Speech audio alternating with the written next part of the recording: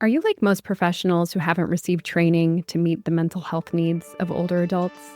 Well, this podcast is for you.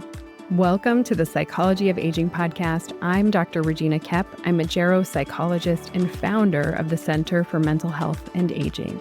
I created this podcast to give you tools and insights to meet the mental health needs of older adults. This is after 20 years of working with older adults in some of the largest healthcare systems in the United States. Each week, I share evidence-based tools that you can use with your clients starting today. And if you find the resources here helpful, check out our online continuing education courses at mentalhealthandaging.com. All right, let's jump into today's episode. In today's episode, I interview Paige Ulrey, who's the Senior Deputy Prosecuting Attorney for the King County Prosecutor's Office in Washington State. Today, Paige is on the podcast talking with us about the impact of elder abuse on older adults, barriers to reporting elder abuse cases, how we can improve the reporting system. We each have a role. She'll describe some of the common elder abuse cases that she sees, and then gives lots of recommendations for mandated reporters and for loved ones who are concerned about an older adult, as well as for older adults themselves. Now, let me tell you a little bit about Paige Ulrey. Paige Ulrey is the Senior Deputy Prosecuting Attorney for the King County Prosecutor's Office. She graduated from Amherst College and Northeastern University School of Law. She began her career at the King County Prosecutor's Office in 1998, and in 2001 was appointed to the newly created position of Elder Abuse Prosecutor in the Criminal Division. In that position, she prosecutes cases of elder and vulnerable adult neglect, financial exploitation, sexual assault, physical assault, and homicide. Paige conducts training and curriculum development on elder abuse prosecution and investigation around the country and internationally. She has testified before the U.S. Senate Special Committee on Aging and has twice spoken at White House conferences on elder justice. Let's jump into the episode with Paige Ulrey. Thank you so much for joining me on the Psychology of Aging podcast. I know you're busy as a prosecutor, but your willingness to be here is going to help a lot of people. So thank you so much for joining me today. Thanks for having me, Regina. I'm really excited to be here. Thank you. Can you share a little bit about what inspired you to specialize with older adults and elder abuse in your role or in your career? Sure. I was happily working away in the domestic violence unit of the prosecutor's office, and unbeknownst to me, my boss, who was our elected prosecutor at the time, Norm Mailing, who is really kind of a legend in tackling progressive issues and really embracing change and novel ways of handling things. He was working on creating a position of elder abuse prosecutor in the office. And he asked me to do it. And I had no idea what I was getting into. But I thought it sounded important and interesting. And so I said yes. So it was completely random that I ended up getting involved in this. Why do you suppose he chose you? That's a great question. I don't know. I think I am a hard worker. I think I connect with people.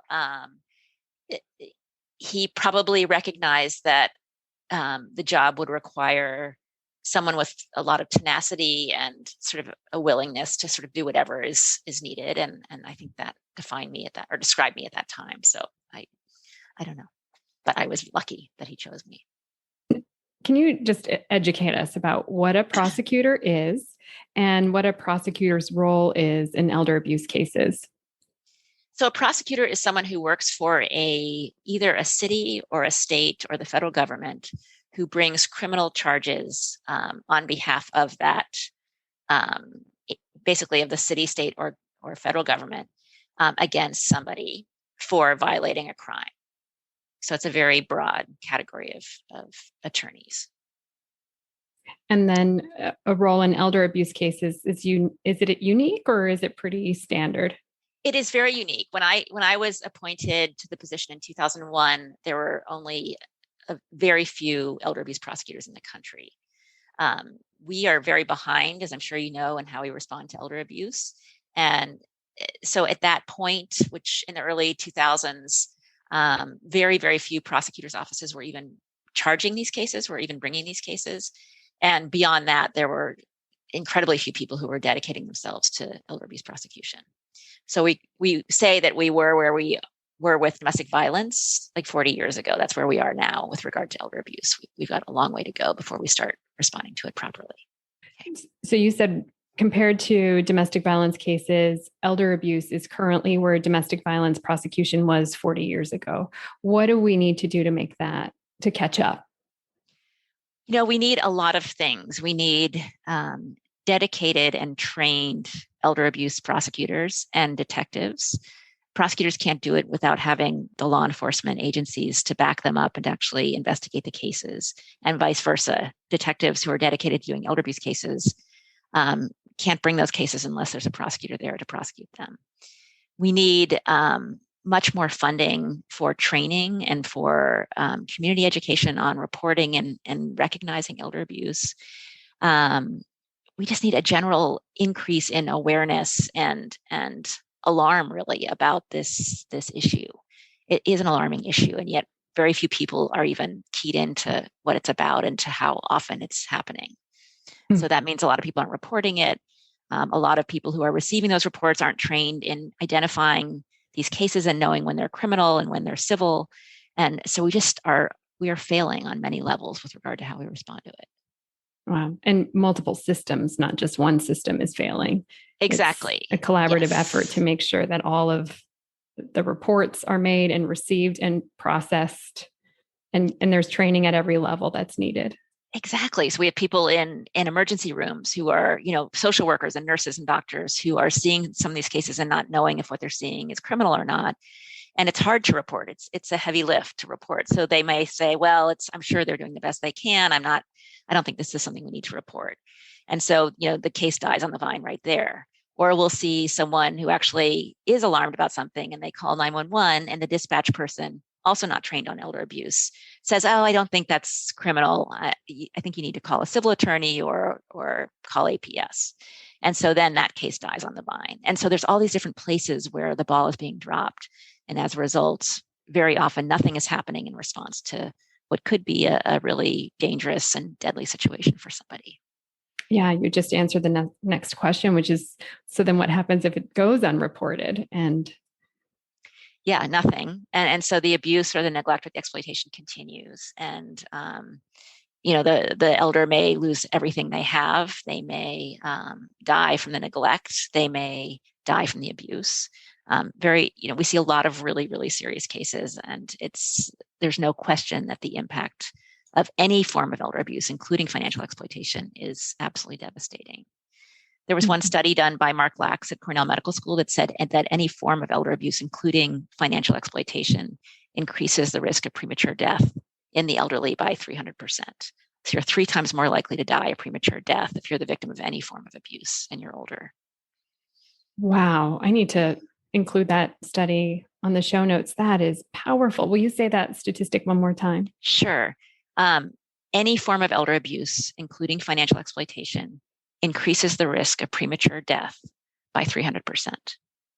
Oh my God. Yeah. That's significant. That is more than significant. And the part of it that is the most striking to me is the financial exploitation part. Like, it's not surprising someone would die of neglect or physical abuse, but the financial exploitation part, when I first heard that statistic, was surprising to me.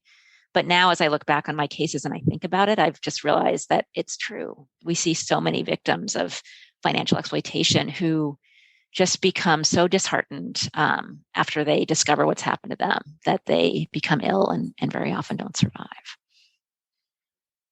Well, and mistrusting, I'm sure. And yeah, because the majority of abuse happens with people we know. Exactly. Mm-hmm. So they become mistrusting of other people and also mistrusting of their own ability to perceive who is good for them and who's not good for them. Yeah. So their self-confidence and self-assuredness is diminished. Exactly. Yeah. Oof, this is heavy stuff. I know. Sorry to be a downer. So what are some of the most common elder abuse cases that you see? Well, in general, in the office, our elder abuse unit focuses primarily on financial exploitation and neglect. But we also do some sexual assault cases and some physical abuse cases. So we're not seeing all of the cases that come in. We did a study with Department of Justice a number of years ago on our filed criminal felony level cases. And that study revealed that the majority of cases we see are financial exploitation involving victims 65 and over. And I think second most common is physical abuse. And then neglect and sexual assault are a very small percentage, not because they're not happening, but because I think there's even more issues with regard to reporting them.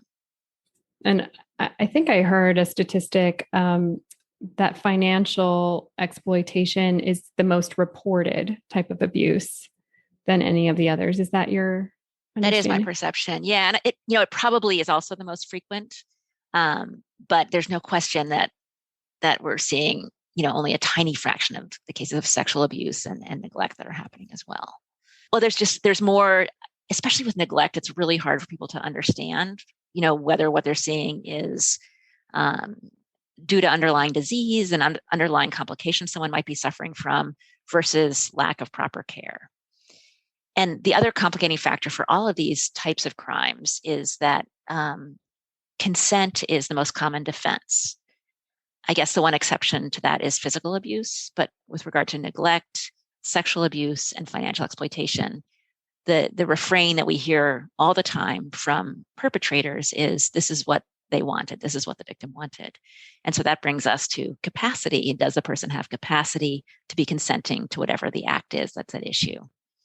And that capacity is just so important, not only to help us figure out whether they're consenting, but also just to make sure we understand what services they need and obviously to understand whether we should even be getting involved or not, because we have the right to spend our money how we want to have sexual contact with whoever we want to refuse medical care if we have capacity. So that's a really central question in many, many of our cases. And capacity is so complicated because it's determined for this point in time, not determined in perpetuity or indefinitely. And so exactly. Capacity can change. And it's so hard to get a sense of, especially if you're going to prosecute something, did they have capacity then, even if they don't have capacity now? Exactly, Regina. And because of the lack of reporting, we often don't hear about these cases until long afterwards. So we're frequently in the position of trying to figure out, did this person have capacity 2 or 3 years ago? And that becomes even more complicated. Yeah. I mean, capacity is a big conversation in regards to dementia because of changes in the brain over time. And one of, it's so tricky because even if a person has capacity to make medical decisions, they might not have capacity to drive a car or manage their money. And what they say about somebody with dementia is once you see one person with dementia, you see one person with dementia. It's hard to generalize what it's like to be living with dementia. So to try to make a retroactive judgment about a person's capacity is incredibly complicated. Exactly. And a lot of jurisdictions that I've worked with don't even have or use capacity evaluators. So all they're doing is looking back at the primary care provider's records to see if someone had capacity at a particular time. And that, as you can imagine, is extremely, it just does not give you what you need in order to make a decision like that. My jaw was dropping when you said that, because for the people who are listening, because, I would be asked to do capacity evaluations from primary care because sometimes capacity is pretty clear when communicating with somebody regarding certain things like money or, but capacity around sexual intimacy which is so nuanced and doesn't necessarily always require a verbal response. It's so much more complicated than just a primary care provider could assess in a 15-minute encounter with a patient. I just remember also receiving lots of, I was embedded in a geriatric primary care clinic and then connected to an outpatient mental health clinic for a geriatric primary care and a geriatric mental health clinic. And I remember physicians saying, can you do a capacity evaluation? And then I would have to say, on what domain? Regarding what? Regarding finances, regarding medical decision-making, regarding sexual decision-making? What are you asking about? And they would say, like, I don't know, tell me what all the options are. So we need training there too. We do. We do indeed. And what happens in a criminal case, which is so difficult, is that we will bring a case. This is actually a fairly common scenario, and it's usually a financial exploitation case. But we'll bring a case, and when we get the case, the person has dementia, but it's really unclear how impaired they are. And there's a consent defense that's raised. And so we're in the position of having to figure out if this person had capacity to consent to this complicated financial situation or this transaction, I guess.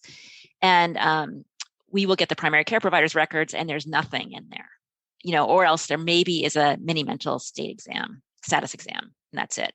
So very minimal screening for dementia. And then we will go ahead and have a full-blown capacity evaluation done. And lo and behold, the person has moderate, if not even more advanced dementia, and they completely lack capacity to make financial decisions. And when we go to trial, what ends up happening is the defense will call the primary care provider as a witness to reinforce their claim that the victim had capacity. And it's just a very awkward situation, and not one that I think is very comfortable for a doctor to be called into in that kind of situation. But it's a great example of what happens when we don't deal with these issues up front and really work on doing better assessments and screening. Yeah. And then that physician sort of, has to navigate managed care and the timeframes of managed care. And especially geriatricians do capacity much better. They generally have more time with patients. So there's more room to do that, and more training, like you're saying. But when they have 15 minutes, how do you do, the screening? And it's really an impossible request, I think. Yeah. And often if people have diminished capacity, their family members there and has lots of questions. And so how do you really, make the time for all of that? It's an impossible position to even put the physician, the primary care provider that doesn't have the designated time in. Exactly. Like our system is not built to really handle this kind of situation. That's right. Yeah. Well, you're the person to help us understand how to make it better. So I'm glad that you're here and giving us some insights. And I know at the end, we're going to have some tips for what people can do, whatever role, how to be aware and what you can do if you're concerned, regardless of your role or whatever role you're in. What do you suppose are some barriers to people reporting even elder abuse cases? I think there's a lot of concern on the part of professionals with regard to infringing on their patients or their clients' privacy rights. And it's so different than when you're talking about a child, because obviously there's no privacy interest and you can report anything, and it's just a much easier thing to do. But when you're talking about someone who's in their 70s or 80s or 90s who is making their own decisions, to be working with them and say, hey, sorry, I think you're doing something that is, not okay, and I think you're being victimized, and I'm going to call Adult Protective Services or the police. It's a very, intrusive thing to do. And if you have a relationship with that person, you may be afraid of them, not coming back to you if you're a doctor, for instance, or you may be afraid of losing their business if you're a financial advisor. There's just a lot of impediments that make it very, very difficult for people, especially if they're not really sure if they're right. So it's just easy to sort of say to yourself, it's probably not. I'm just going to let it go and sort of see what happens. So there's just huge difficulties, I think, on the part of professionals.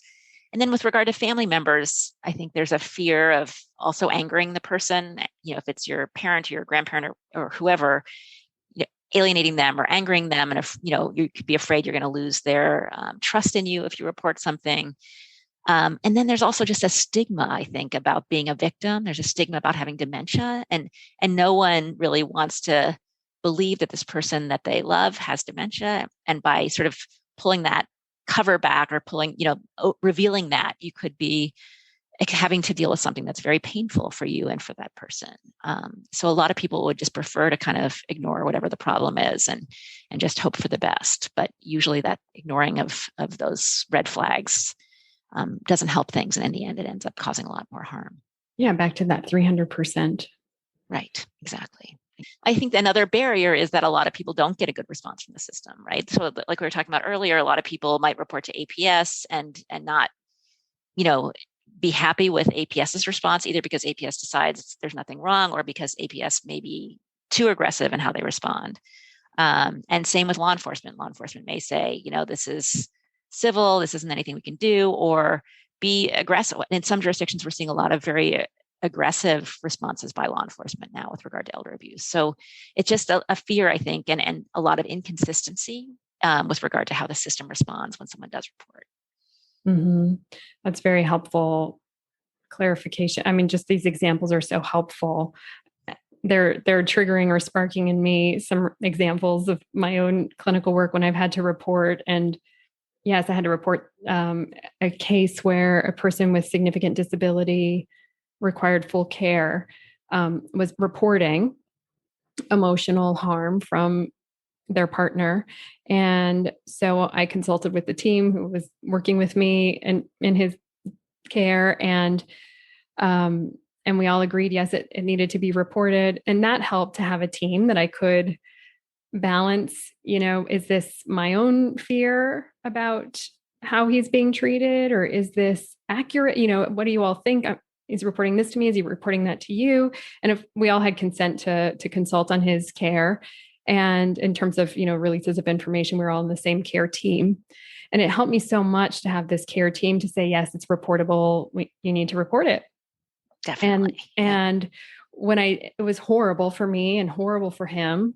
And he ended up not working with me anymore. He felt I had betrayed his trust. Naturally, when I told him I would be filing the report, and I understood that it was a betrayal of his trust, and I, apologized, and he didn't want to work with me anymore. And I understood, even though I was heartbroken. And to sort of finish out the story, several months later, he did return to mental health care with somebody else, thankfully, not with me, which I understand. But he did return to mental health care. And I think that the transparency of how I told him my steps, and that I was terribly sorry, but the team and I agreed that we needed to report it, I think helped him to remain trusting enough of the mental health system that he could continue to work with somebody, even though that person wasn't me. But just, it's so hard. It is incredibly painful. I think that another barrier that I hear from physicians and mental health providers is around, does the person have diminished capacity to be exploited? So if they're an adult and they don't have a significant disability, like a developmental disability, and they don't have dementia, but they're being financially exploited, or maybe some other type of abuse or harm, is that reportable? And like if they're in an abusive partnership, a romantic partnership, or they're being financially exploited, but there's no diminished capacity, how is that? Clinicians often sort of wonder about that. Is that reportable? Yeah, that's a great question. It just depends on your state's mandatory reporting laws. Some states have require that anyone who is over 60 or over 65 is considered an elder, and any abuse, neglect, or exploitation of that person must be reported by mandatory reporters. Other jurisdictions require a vulnerability. So someone could be 95, but not have any cognitive impairment or physical impairment and not be considered a vulnerable adult, and therefore it doesn't have to be reported. So that it really depends on your state's laws. I think most, if not all, states do have a law that says that reporting in good faith gives you immunity. So even if you're wrong, like, my feeling is better to report and be wrong than not report at all. And even if you're wrong, you're still going to be hopefully revealing a situation that someone can do something about, and you're not going to be liable for doing that, as long as you make the report in good faith. That's a helpful clarification, and for a reminder to folks to check your jurisdiction for your own state rules around mandatory reporting for elders. Exactly. The other thing that we're lacking is coordination between disciplines. These cases are inherently multidisciplinary. So in almost every case, we're dealing with capacity, like we've talked about, or we're dealing with medical issues, or both. We may be dealing with financial issues. We may be dealing with social issues and housing issues and legal issues. And so, the bringing together disciplines to discuss a particular case is a really important thing to do. And it's starting to become the gold standard for how we respond to elder abuse. So all over the country, multidisciplinary teams are being formed in different jurisdictions, and they usually consist of a geriatrician, a capacity evaluator, APS, law enforcement, a prosecutor, a financial analyst, someone who might have expertise in mental health or developmental disabilities. And the idea of these teams is that they come together to staff difficult cases and together to figure out what's the best path forward for this person. And it may be prosecution, it may not be. It may be that the team decides this person actually has capacity and that what they're doing is their choice and they're freely choosing to do this, so we shouldn't be intervening. It may just be services. There's a wide variety of different options, but there's no question that we make our best decisions when we're as informed as we can be, and having that multidisciplinary perspective is how we are best informed to make good choices for people. And so that's really an important thing that is starting to happen around the country. Even outside of the elder abuse discussion around determining sexual consent capacity in long-term care communities, the recommendation or the gold standard is a team approach too, even outside of this judicial system. So if someone is living in a long-term care community and starting a romantic relationship, and maybe both members of that relationship, or maybe multiple members, some people are polyamorous, multiple members have dementia and diminished capacity. The standard is that a team is created to assess the person's capacity to consent, that it's not one person making that assessment regarding sexual decision-making capacity in long-term care with diminished capacity.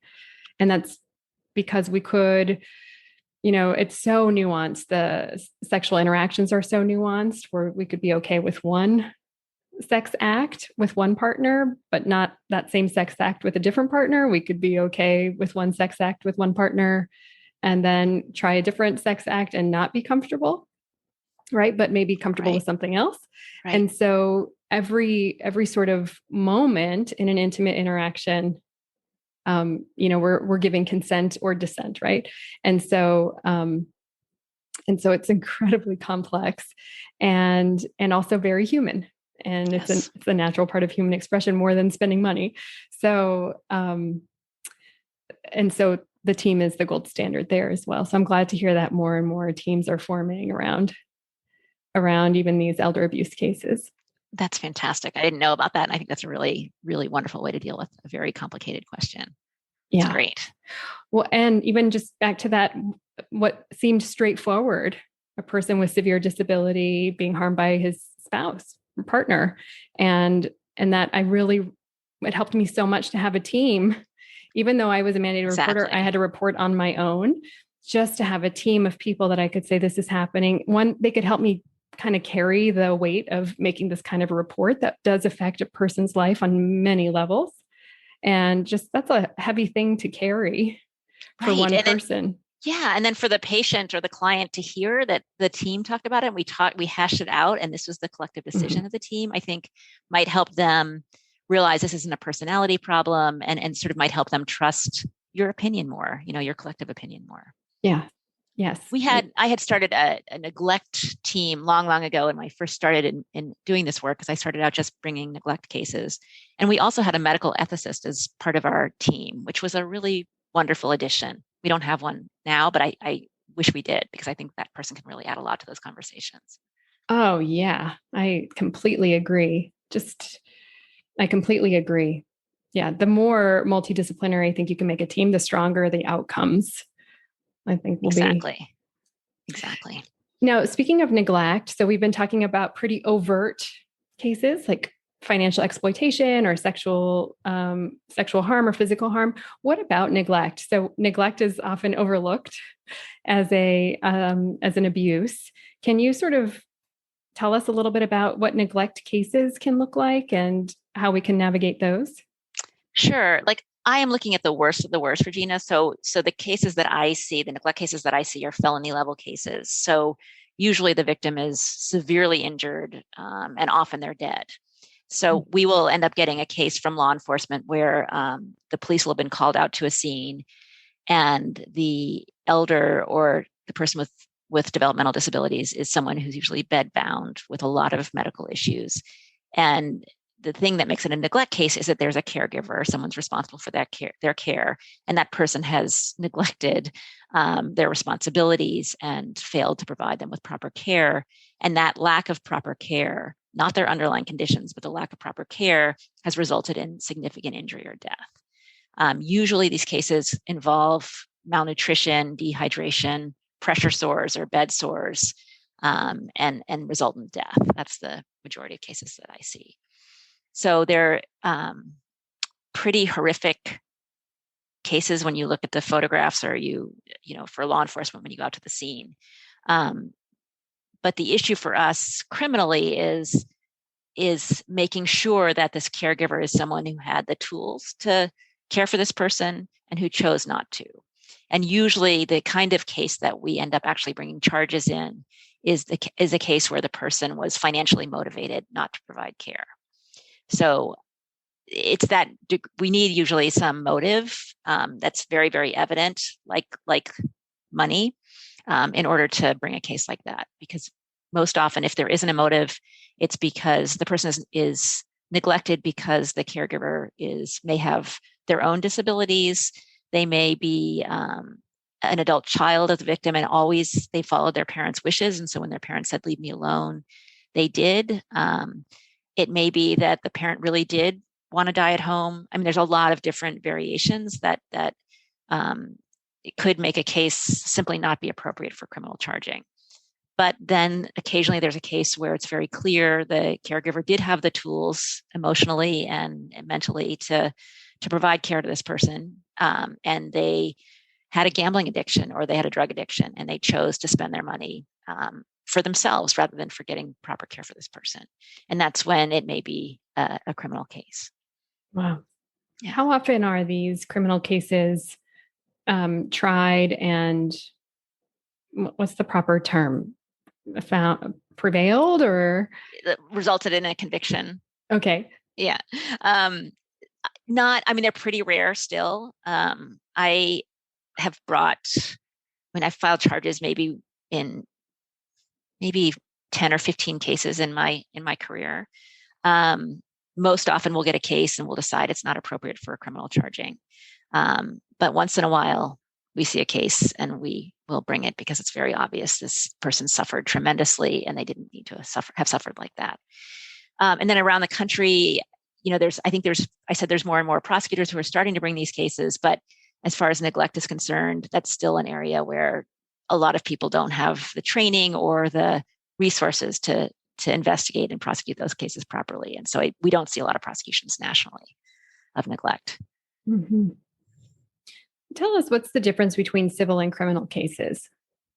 So civil cases are cases that where someone, either a family member or a victim themselves, files a lawsuit against a perpetrator or against someone who had a duty to them, and asks for money in return for this breach of duty. So you might see an elder abuse, you might bring a case against, a very common scenario is a family member will bring a case against a nursing home or another long-term care facility for neglect of their family member in the facility. That's probably the most common form of civil elder abuse case that we see.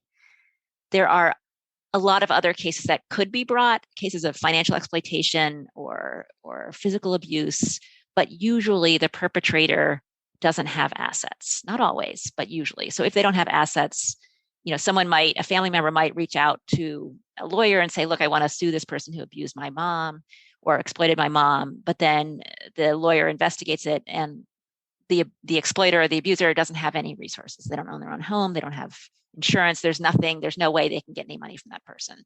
So the civil case ends there because there's no point in suing someone unless you can get money from them. You may also be able to sue a financial institution if they breach their fiduciary duty by allowing an exploiter to get money from the elder inappropriately. And then a criminal case is not brought by an individual. It's brought by a municipality or a state or local government or the federal government where a crime has occurred. So if we file charges as criminal cases, we are the state of Washington. The state of Washington is prosecuting this person for having committed this crime.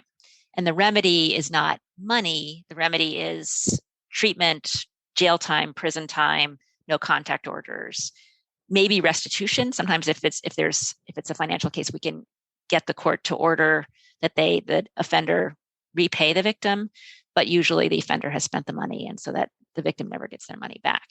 But so it's two different things. One is pursuing damages for a wrong that's been done to you by someone who has a duty to you in some way, and the other is pursuing a punishment for someone who has committed a crime against you. That's the difference between civil and criminal. But the other thing that's important in a criminal case is that it's the state bringing the case, not the individual. So prosecutors' offices may bring a case even if a victim says, I don't want you to bring this case because that's my son and I love him. But the prosecutor still has the power to do that. Usually the prosecutor will, and they should, consult with the victim and see what the victim wants. But in some cases, the person presents such a danger to the community that the state has to prosecute them anyway. It sort of depends on the situation.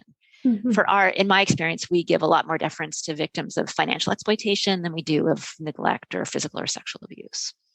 So if a victim of financial exploitation says, look, that's my son, he's my only heir, he wasn't entitled to my money, but I really don't want him prosecuted because he's the only person I have left in the world, we may well defer to their wishes or try to figure out treatment or something else that's less punitive than jail or prison time.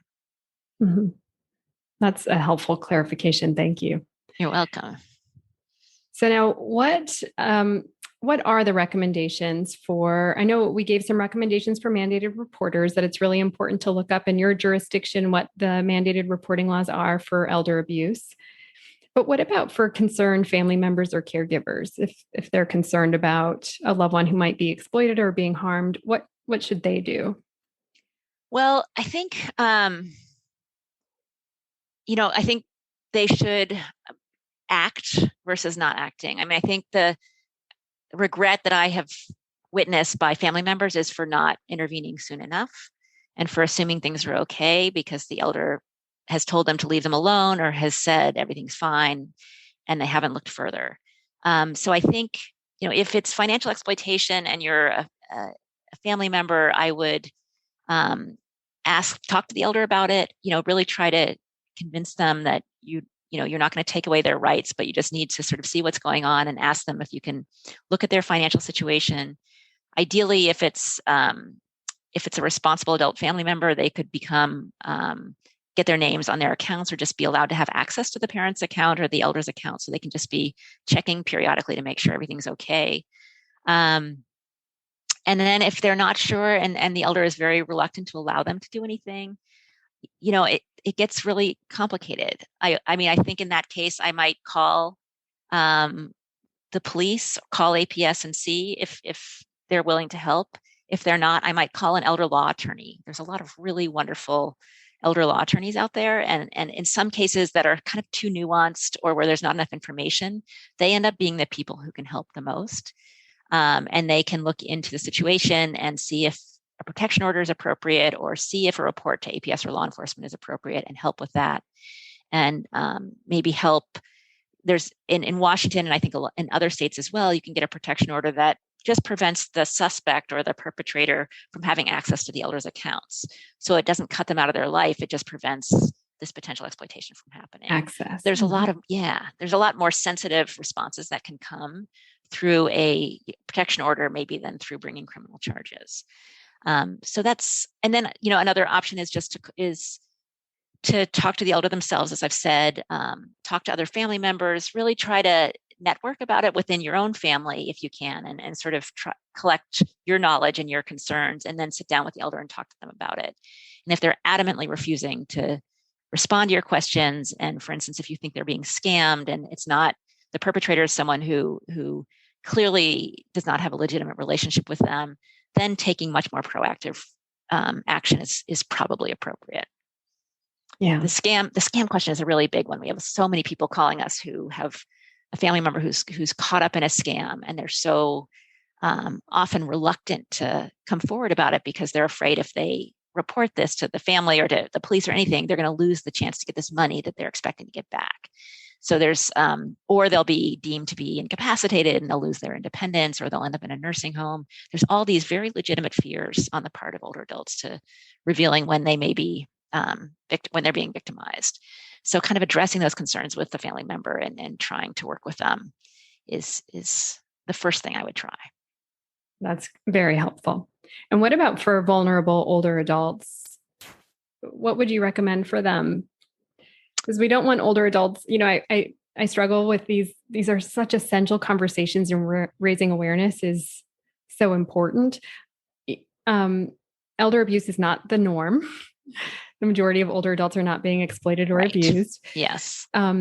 But what would you say to older adults who are vulnerable, who do rely on others, even if they can make their own decisions and do have capacity? What would you recommend for them just to safeguard their wellness and their sense of security?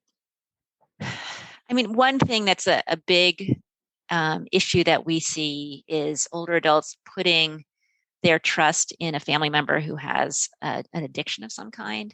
It's amazing how many of our cases of financial exploitation involve people who are gambling or shopping addicts. So if you are the parent or the grandparent or the uncle or the aunt of someone who has an addiction like that, don't let them be your power of attorney. It's just it's a recipe for disaster. So just making sure that person doesn't have access to your money and isn't your bill payer is one really good preventative step I would take. Also talking to multiple family members, if you have them, about being co-power of attorney for you, or assuming joint responsibility so that there's eyes on each other is another really good thing to do. And just reaching out to your community, about concerns you might have. And I think the more we accept the fact that abuse and neglect and exploitation happens, the less shame there is around it. And just realizing that if this is happening to you, or you're afraid it's happening to you, it is not your fault. There's so many people who I've talked to who've been victimized, and they've said afterwards, I just felt so stupid. How could I be so stupid? And it's not you, it's them. They're the problem. And don't be ashamed, and just be proud and talk to other people about it and talk about your concerns and your fears. I think that's probably the most important advice I could give to somebody. I love that. That you don't hold the shame. It's the perpetrator who the shame belongs to, not to you. That's right. That's right. Do you have any other guidance for mandated reporters? Just being aware of the fact that I think in every state you're going to be protected as long as you report in good faith. And then, realizing that it's not your job to investigate, it's the job of the investigators. And if it's a case also where you really are convinced something serious is going on and you report and you don't get a response, don't give up and call back and ask for a supervisor. If it's the police, ask for a sergeant. If the police say to you, sorry, this is civil, and someone's being financially ravaged by in an exploitation situation, look at the website for the local prosecutor's office and see if they have an elder abuse prosecutor, or turn to someone else, a civil attorney who might be able to help you. But just don't give up, because if you think something's going on, you're probably right. And the more you can do, the better off the elder is going to be in the end.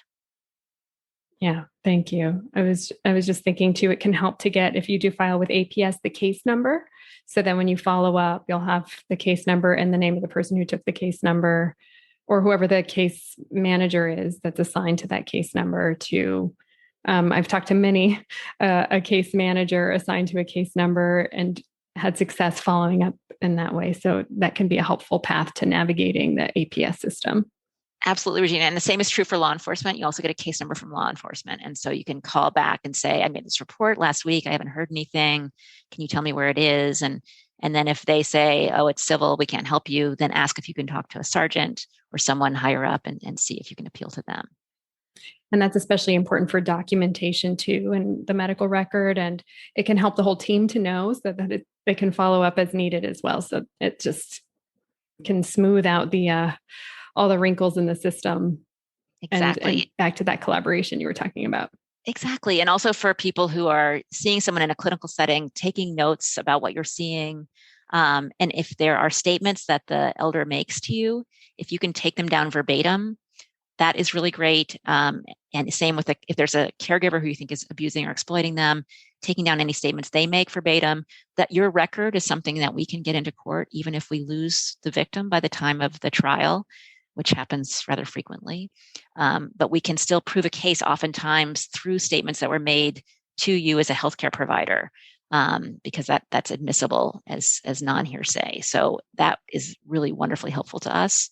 So anything like that is very, very important to us, figuring out, if someone had diminished capacity or if there was a criminal incident involving them.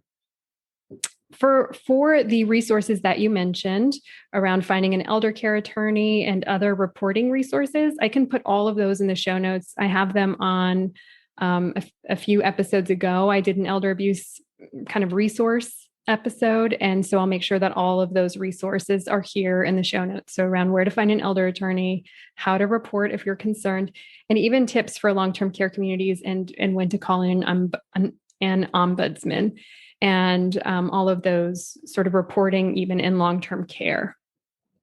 Great idea. And the ombudsman is really a wonderful person we didn't mention before, but such an essential player in the long-term care setting. They're fantastic advocates for people.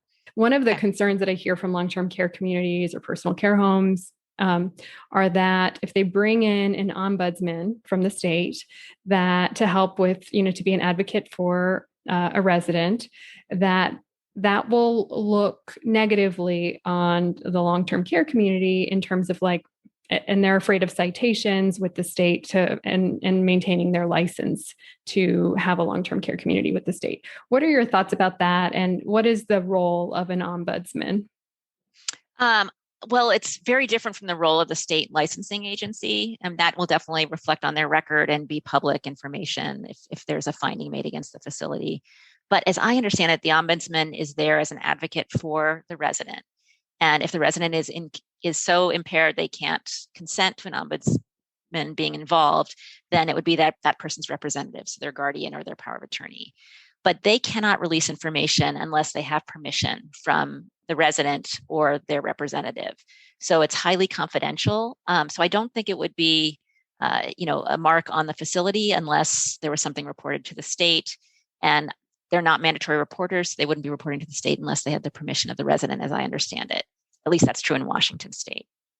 So, but more than anyone, they are this resource for the community and for family members because they know what's going on at these facilities, and they will advocate for residents in a way that is just so important. I think it's just, I can't emphasize enough what key players they are to addressing abuse, neglect, and exploitation in long-term care facilities. Can you explain a little bit about what an ombudsman is? So I know they're a resident advocate. And so what is their role as an advocate?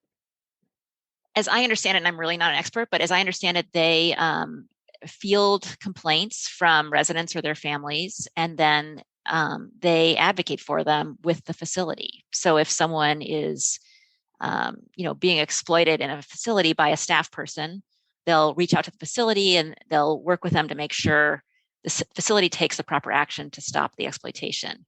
And then I believe with the permission of the resident, they will then report if that's what the resident wants. So they're trying to remedy whatever wrong is that the resident is experiencing. And it could be something as dramatic as exploitation, but it also could be something as mild as just the food being lousy and the resident wanting decent meals at the place where they live, or a privacy issues, people not being treated respectfully, or, interference in their decisions that they make about who they're intimate with. All those kinds of things are things I believe that they will get involved with. Yeah, I think that would be like my second career, is to be an ombudsman. And they have volunteer ombudsmen. So a lot of the states, maybe not all of them, will train people to volunteer and to go into facilities and just spend a few hours a week or a month helping be the eyes and ears of the ombudsman's office in those facilities. And the ombudsman's office is connected to the state. Is that right? Right. That's correct. But not to the state licensing board. Right. Not connected to DSHS or whatever your state licensor is called. Totally separate from them. And but there is one in every state, I believe. Yes, I think there's one in every state. And they have some great resources. So I can also link to the state ombudsman website. They have great resources for families and older adults as well. Excellent. Yeah. Well, Paige Ulrey, thank you so much for joining me today. You have just laid out so much wisdom and resources and recommendations. I'm hoping that thousands of people working in senior care and mental health will listen and take action when they see something that they're concerned about. So thank Regina, you. thank you so much. This has been absolutely wonderful, and it's just such a pleasure and honor to be here. So thanks so much. So, the National Center on Elder Abuse and the Keck School of Medicine at USC, the University of Southern California, collaborated on creating a list of 12 things everyone can do to prevent elder abuse. And I'll link to this in the show notes. But here are a couple of the items that they list. One is to learn the signs of elder abuse and neglect and how we can collectively solve the issue. So, one of the ways that I am helping to solve the issue is by raising awareness. One of the ways that you are helping is by listening and perhaps sharing this episode and raising awareness with your friends. Another thing that you can do is to prevent isolation. So you could call or visit your older loved ones and ask how they're doing. You could send a letter to, if you're concerned about an older adult and you're concerned about their how they're taking care of themselves. If you're concerned about self-neglect, you can let their primary care provider know.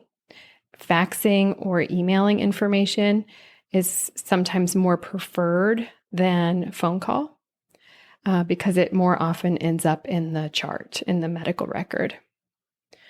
As I mentioned earlier, when caregivers are stressed out and burned out and at their wits' end, it can often help to encourage respite or even give caregivers in your life a break just by offering to spend time with the person that your friend is caring for, the caregiver is caring for. So offer and encourage breaks for caregivers either through national respite programs, and I can link to those, or just by offering a break. In long-term care communities, it can help to have an ombudsman to serve as a resident advocate if there are concerns about abuse or risk, or if family members, what I hear often is an older adult is in a nursing home or a long-term care residence, and their family member is concerned about how they're doing or how they're being treated in that community.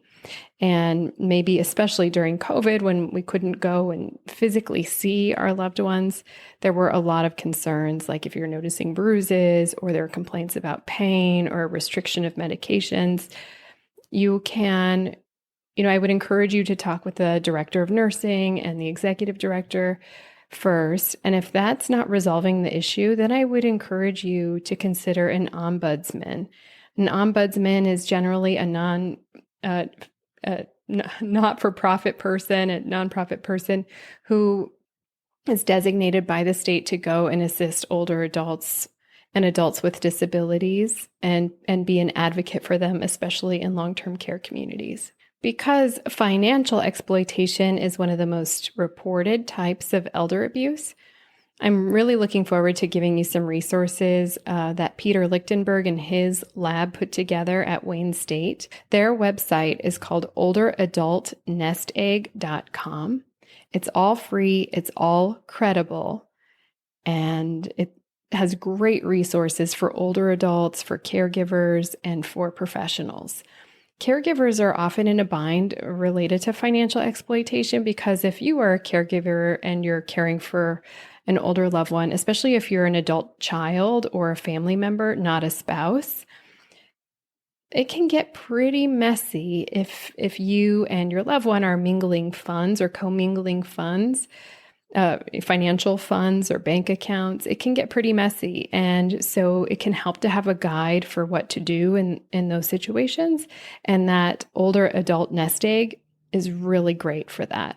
And like I said, in a couple of weeks, we'll have Peter Lichtenberg on the podcast sharing some resources and talking about that more deeply as well. So now what can you do if you suspect abuse? So many people who listen to this podcast are mandated reporters. And I'm hoping that you have some information about what you would do if you needed to report a suspected abuse situation or self-neglect situation. I would encourage you to communicate with if you work in a healthcare system, to communicate with your legal team. If you can always call Adult Protective Services to learn more about what constitutes abuse. But anyone can really make a report. If you suspect abuse, if you're a caregiver, you can make a report and you can do something about it. The first thing you can do is kind of pay attention to the warning signs and the objective signs that you're noticing. Next week, Kathy Schottenstein-Paddock talks about some of the signs that she was made aware of and how hard it was to actually move toward the signs, and how enticing it was to not take on the challenge of confronting family members about financial exploitation. But if you are aware of the warning signs, please don't ignore them. The first is to acknowledge them, recognize them, and then report the situation so it can be investigated. You are not required to investigate. That's what we have these other third-party resources to do, like Adult Protective Services to do. So be aware and then report the situation. The problem can't be solved until it's reported. If the person that you're concerned about is in imminent risk or danger, please just call 911. If you are concerned about an older adult and it's not imminent, you can file a report with the Division of Aging Services and Adult Protective Services. And the phone number is 866-552-4464. Your report is confidential, so please make a report if you're concerned. If you're in a long-term care facility or residence, like a personal care home or nursing home, senior living community, the healthcare facilities regulation is responsible for, it's the DCH, healthcare facilities regulation is responsible for investigating reports in facilities. The number is 800-878-6442. And then again, if you or someone you know needs an advocate in a long-term care community, call your local long-term care ombudsman who's authorized to advocate and receive special training to advocate for residents in long-term care. So you can find your local long-term care ombudsman by calling your area agency on aging. And the number I will link to in the show notes as well. There's also the Office of the State Long-Term Care Ombudsman, and that phone number is 1-866-552-4464. I'll link to these resources in the show notes. So please join me in raising awareness about elder abuse and what you can do about it. Please don't turn a blind eye. Please listen in and tune in for the future episodes about financial exploitation with the Schottenstein family, and then resources to reduce the risk of financial exploitation with Dr. Peter Lichtenberg when we talk about his olderadultnestegg.com program. So with older adults who require assistance, like they have a medical condition that requires assistance or a cognitive condition like a dementia disorder that requires assistance, it can help to inquire about elder abuse separate from caregivers. And this gets tricky, but I had a situation where there was an older adult in a healthcare system I was working in who had a professional caregiver with him all the time. She sort of demanded, maybe not demanded, that's a strong word. She asserted herself by saying that he needed her to be in these appointments and kind of ingratiated herself. And so was in all of his medical and mental health appointments to help him communicate and to assist him. And a couple of months later, it came out that she had been exploiting him and had been found liable for abuse and exploitation. He did not, in the medical appointments and mental health appointments with her present, he did not feel able and safe or secure to reveal what was happening. It was only in a private meeting that, and I think after an APS report from an Adult Protective Services report, and I'm not even sure who made that report, that the case was investigated and she was found liable. I met with him after this situation occurred, and he shared with me that he didn't feel safe to reveal to any of the medical and mental health providers that she was exploiting him, that there would be more harm for him if he were to do that in her presence. And so one thing that I encourage mental health and medical providers and senior care providers to do is to have a brief meeting separately with the older adult or with an adult who might have a disability separately, just to inquire about their safety and sense of security and any risk for exploitation. This gets tricky in the context of dementia when there can be some delusions around financial mismanagement and concerns around financial mismanagement. And that's what makes, this work very tricky, and also what makes having a community of collaborators and other professionals to help you think through and to consult with. So I really encourage that as well. When I've had difficult adult protective services or adult abuse and neglect cases, I always rely on my team. It's one of the hardest things to do to recognize abuse or neglect, and I want to be sure that I am covering all of the bases and making sure that the older adult is safe and secure, and really using the team of professionals around me to support me and to support the older adult. So rely on your team, use your team, use the team of professionals to support you, to carry the weight of this painful situation, and to make sure that the older adults and caregivers get the support and care that they need so that everybody has a healthy and safe and happy life. Calling all mental health providers. Have you been feeling ineffective, stuck, or unsure of how to best help your client with memory loss? Well, it's not your fault. Most therapists haven't had any training in addressing memory loss or cognitive changes in therapy. But I got something for you. In my free 10-minute video where I walk you through 5 steps for helping your clients presenting with memory loss, you'll learn the difference between memory loss and mental health concerns for older adults and how to help. Get this free training and a bonus workbook that you can start using in your clinic today. Simply go to www.mentalhealthandaging.com/clarity to learn more. That's www.mentalhealthandaging.com/clarity, CLARITY.